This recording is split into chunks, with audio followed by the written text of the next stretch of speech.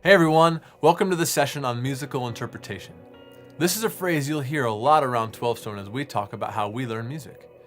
Musical interpretation defined in our context is how what you listen to informs what you play.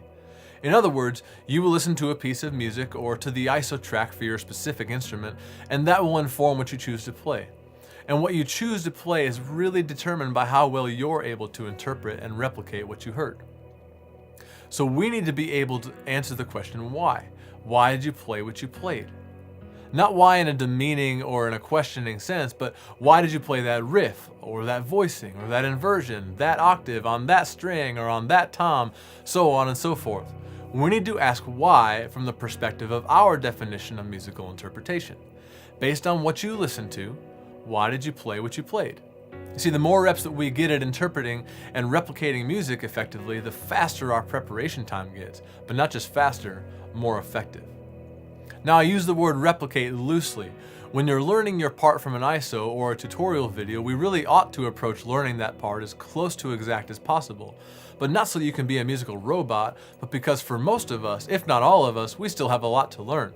And when we dissect the part that someone else, likely a professional producer or player, wrote and played, what we're actually doing is cataloging riffs and voicings and grooves and parts and sounds into our own musical library. You're not only learning the part to execute now, but logging it away to access later. So what this does for us is as we are listening to and learning parts in the future, you can go, oh, I know exactly what they're doing, or what voicing they're playing, what inversion that is, or how they're playing that drum groove because you've heard it, you've learned it, and you've logged it all before. So really musical interpretation helps us move down the road in our musical journey and helps us get better, which is really what we all want, right? Another reason that we want to sharpen our musical interpretation is because it serves the other people on our teams. When everyone comes to rehearsal, well practiced, having interpreted and replicated as well as they are able to, our first run through of the song is really pretty sharp, or at least it ought to be. And we usually only have a few minor adjustments to make. However, if everyone on the team casually interprets the music, what we end up with is an interpretation mess that we have to fix. And in our context, with our limited rehearsal time, it's pretty rare that we'll be able to catch and address each issue. So we end up wasting valuable rehearsal time to find and fix musical problems that could have been avoided by each of us looking through the same musical lens of how we interpret music.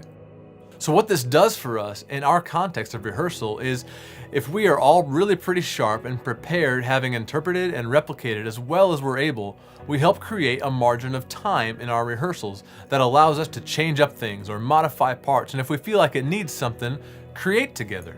But that can only happen when we have the time, and it can only get that time if each of us is well practiced and prepared. And that only happens from each of us approaching our personal preparation and practice by peering through the same musical interpretation lens. Does that make sense? Awesome. Well, thanks for watching, and let us know if you have any questions along the way.